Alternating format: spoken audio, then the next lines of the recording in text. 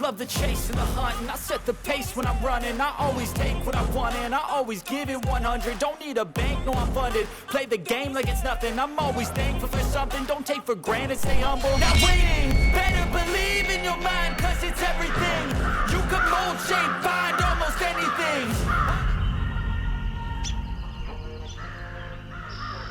Hey everybody, this is Praxis.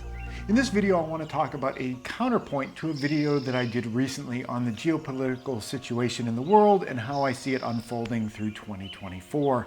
If you want to check out a link to that video, I'll put one in the cards up here and down in the description below. Essentially what that video was talking about was that you've got these major players in the world, the United States, you got Russia, you got China. There's certainly a conflict between all of these different players. And my sense was that given that Russia and China are ascending in power and the United States is losing influence as we move forward into the future.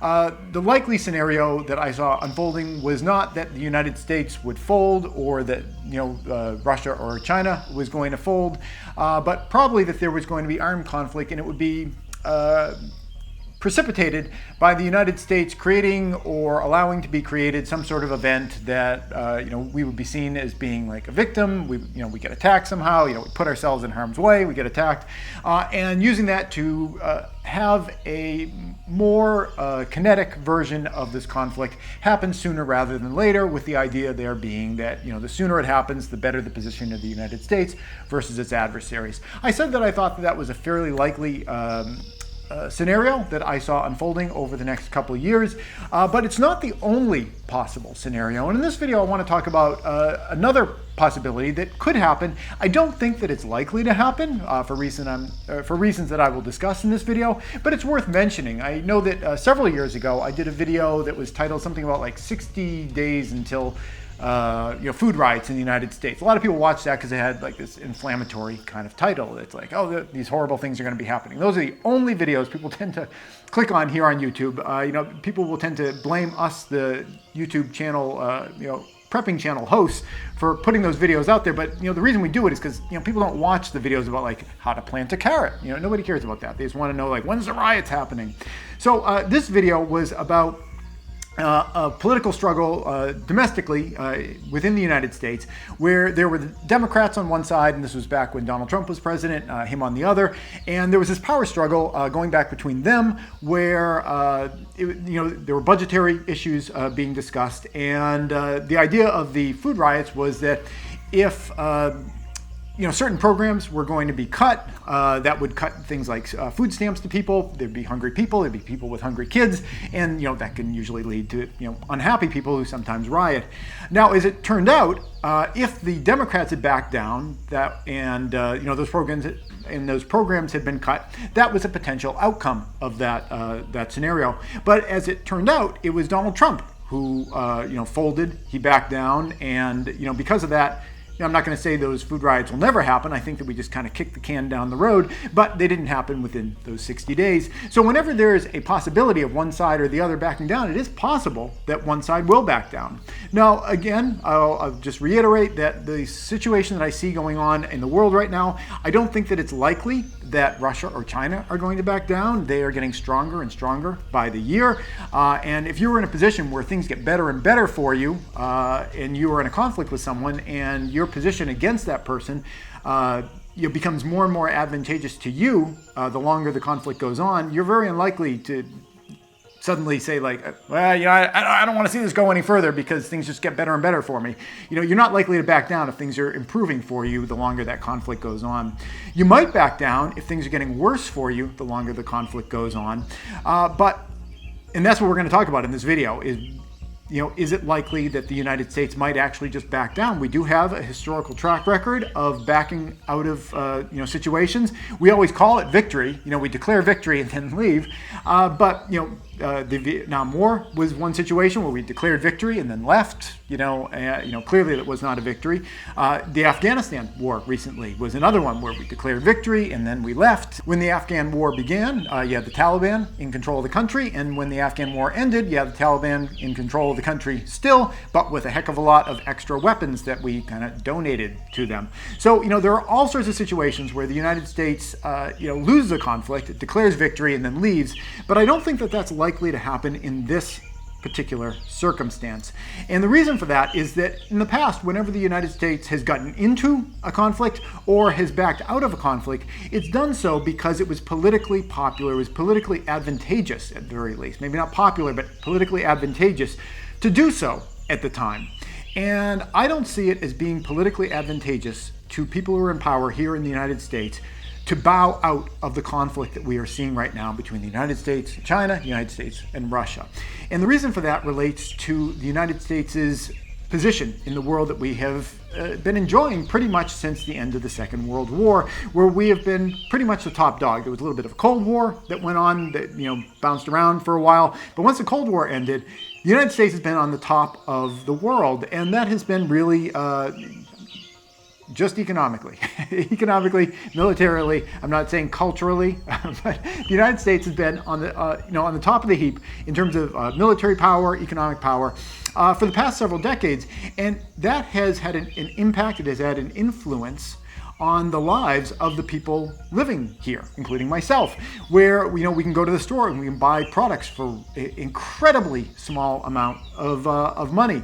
We have access to things from all over the world that we wouldn't be able to afford at the very least, if we didn't have the kind of spending power that comes from having the United States' currency being the world reserve currency, where there's military force behind kind of pushing or forcing people to do their dealings in the U.S. dollar, and that has a huge economic benefit for us. That is seen as a reserve currency. It's seen as like a safe fallback position.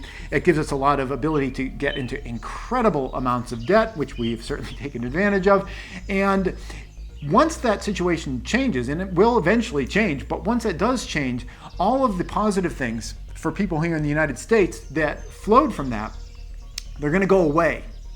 That's just the reality. If something causes something else, when that cause goes away, the effect also goes away. More on that later when we talk about the Green Revolution and our ability to use cheap fossil fuels to extract nitrogen from the environment, and that allowed us to make more fertilizer, allowed us to make more food, allowed us to make more people. What happens when that cheap energy disappears, and then the cheap fertilizer disappears, and then the cheap food disappears? What happens to all those people? Do any of those disappear? Certainly not. Don't worry about that at all. But just sticking with the topic in this video, the idea of, if the United States loses its position as being the undisputed powerhouse in the world without any rivals, what will happen to our situation with our reserve currency and our ability to leverage that across the world? That's going to dry up. And people's standard of living here in the United States is going to dry up.